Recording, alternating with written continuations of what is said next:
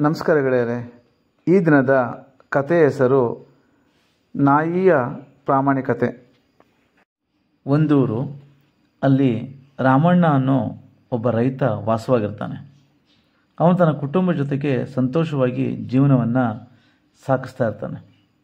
ಅವನಿಗೆ ಪ್ರಾಣಿ ಪಕ್ಷಿಗಳ ಮೇಲೆ ಇಲ್ಲಿಲ್ಲದ ಪ್ರೀತಿ.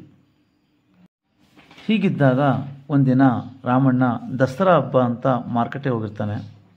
ಅಲ್ಲಿ ಒಂದು ನಾಯಿ ಮರಿ ಚಳಿಯಿಂದ ನಡುಕ್ತಾ ಕೂತಿರುತ್ತೆ. ಆ ಚಿಕ್ಕ ನಾಯಿ ಮರಿ ನೋಡಿ ಇವನಿಗೆ ಮರುಕ ಆಗಿಬಿಟ್ಟು ಆ ನಾಯಿ ಮರಿಯನ್ನು ತನ್ನ ಜೊತೆ ಕರ್ಕೊಂಡು ಮನೆಗೆ ಬರ್ತಾನೆ. ಆ ನಾಯಿ ಮರಿ ತುಂಬ ದುರ್ಬಲವಾಗಿ ತಳ್ಳಗಿರುತ್ತೆ ಮತ್ತು ಗಾಯ ಆಗಿಬಿಟ್ಟಿರ್ತದೆ. ರಾಮಣ್ಣ ಅದಕ್ಕೆ ಔಷಧಿ ಹಾಕಿಬಿಟ್ಟು ಪ್ರೀತಿಯಿಂದ ಆಹಾರ ಕೊಡ್ತಾನೆ. ಕೆಲವು ದಿನ ಆದಮೇಲೆ ಅದು ಚೇತರಿಸ್ಕೊಳ್ಳುತ್ತೆ. ರಾಮಣ್ಣ ಅದಕ್ಕೆ ಟೀಮಿ ಅಂತ ಹೆಸರಿಡ್ತಾನೆ. ದಿನಗಳು ಕಳೆದಂಗೆ ಟೀಮಿ ಬೆಳೀತಾ ಹೋಗುತ್ತೆ. ಆದರೆ ಅದು ರಾಮಣ್ಣನ ಮರೆಯೋದೇ ಇಲ್ಲ. ಯಾವಾಗಲೂ ಅವನ ಜೊತೆಯಲ್ಲೇ ಇರ್ತತೆ. ಹೊಲಕ್ಕೆ ಹೋದ್ರು, ಕೆಲಸಕ್ಕೆ ಹೋದ್ರು, ತೋಟದ ಕಡೆ ಹೋದ್ರು, ಎಲ್ಲ ಕಡೆ ಹೋಗ್ತಾ ಇರ್ತದೆ. ಟೀಮಿ ರಾಮಣ್ಣನ ಮಕ್ಕಳ ಜೊತೆ ಮತ್ತು ಹೆಂಡತಿ ಏನಾದರೂ ಹೇಳ್ತಾ ಇದೆ ಎಲ್ಲ ಮಾತನ್ನು ಕೂಡ ಕೇಳ್ತಾ ಇರ್ತದೆ.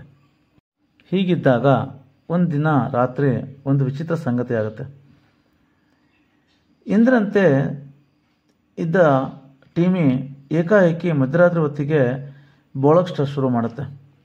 ಮೊದಲಿಗೆ ರಾಮಣ್ಣ ಅನ್ಕೊತಾನೆ ಮೋಸ್ಟ್ಲಿ ಅದು ಬೆಕ್ಕು ಬಂದಿರಬೇಕು, ಅದಕ್ಕೆ ಬೊಗಳ್ತಾ ಇದೆ ಅನ್ನಿಸುತ್ತೆ. ಆದರೆ ಈ ಟೀಮಿ ಬೊಗಳೋದು ನಿಲ್ಲಿಸೋದೇ ಇಲ್ಲ. ಏಕಾಏಕಿ ಗೋಡೆ ಹತ್ರ ಓಡೋಗಿ ಬೊಗಳ್ತಾನೆ ಇರ್ತದೆ. ಆ ಟೈಮಿಗೆ ರಾಮಣ್ಣ ಒಂದು ದೀಪನ ಹತ್ಸ್ಕೊಂಡ್ಬಿಟ್ಟು ಆ ಬೊಗಳ್ತಿರೋ ಸ್ಥಳದಕ್ಕೆ ಬರ್ತಾನೆ. ಆಗ ಅಲ್ಲಿ ಇಬ್ಬರು ಕಳ್ಳರು ಮನೆ ಗೋಡೆ ಹತ್ತಿಬಿಟ್ಟು ಒಳಗೆ ಬರೋಕ್ಕೆ ಪ್ರಯತ್ನಿಸ್ತಿರ್ತಾರೆ. ಆಗ ಟೀಮಿ ಧೈರ್ಯ ಮಾಡಿ ಒಬ್ಬನ ಮೇಲೆ ಎಗರ್ಬಿಡುತ್ತೆ. ಇನ್ನೊಬ್ಬನು ಓಡಲಿಕ್ಕೆ ಪ್ರಾರಂಭ ಮಾಡ್ತಾನೆ. ರಾಮಣ್ಣ ಕೂಡ ಜೋರಾಗಿ ಕೂಗ್ತಾನೆ. ಆವಾಗ ಅಕ್ಕಪಕ್ಕದವರು ಎಲ್ಲರೂ ಕೂಡ ಓಡಿ ಬರ್ತಾರೆ. ಎಲ್ಲರೂ ಕಳ್ಳನ ಹಿಡಿದುಬಿಟ್ಟು ನಿಲ್ಲಿಸ್ತಾರೆ. ಈ ರೀತಿಯಾಗಿ ಕಳ್ಳರನ್ನ ಇವರು ಸುಲಭವಾಗಿ ಹಿಡಿದು ಬಿಡ್ತಾರೆ. ಅವತ್ತಿಂದ ಈ ಟೀಮಿ ಆ ಊರಿನ ಎಲ್ಲರ ಅಚ್ಚುಮೆಚ್ಚು ನಾಯಿಯಾಗಿ ಬೆಳೆಯ ಸ್ಟಾರ್ಟ್ ಆಗುತ್ತೆ. ಎಲ್ಲ ಗ್ರಾಮದವರು ಕೂಡ ಅದನ್ನು ಕಂಡ್ರೆ ಪ್ರೀತಿ ತೋರಿಸ್ತಾ ಇರ್ತಾರೆ, ಆರೈಕೆ ಮಾಡ್ತಾ ಇರ್ತಾರೆ, ತಿನ್ನಲಿಕ್ಕೆ ಏನೋ ಕೊಡ್ತಾ ಇರ್ತಾರೆ.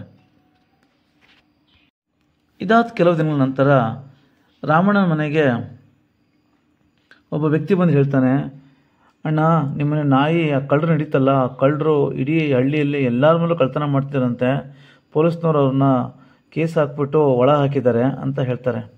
ಇದನ್ನು ಕೇಳಿ ಎಲ್ಲರೂ ಕೂಡ ತುಂಬ ಮೆಚ್ತಾರೆ. ಆ ಟೀಮಿಯನ್ನು ಕಂಡು ರಾಮಣ್ಣ ಹೇಳ್ತಾನೆ, ಈ ನಾಯಿ ನನಗೆ ದೇವ್ರು ಕೊಟ್ಟಂತಹ ಭಿಕ್ಷೆ, ನಾನು ಒಮ್ಮೆ ಇದನ್ನು ರಕ್ಷಿಸಿದ್ದೆ, ಅದರಿಂದ ಅದು ನನ್ನ ಪ್ರಾಣ ಉಳಿದುಕೊಂಡಿತು, ಈಗ ಅದು ನನ್ನ ಜೀವನ ಕಾಪಾಡ್ತು ಅಂತ ಹೇಳ್ತಾನೆ.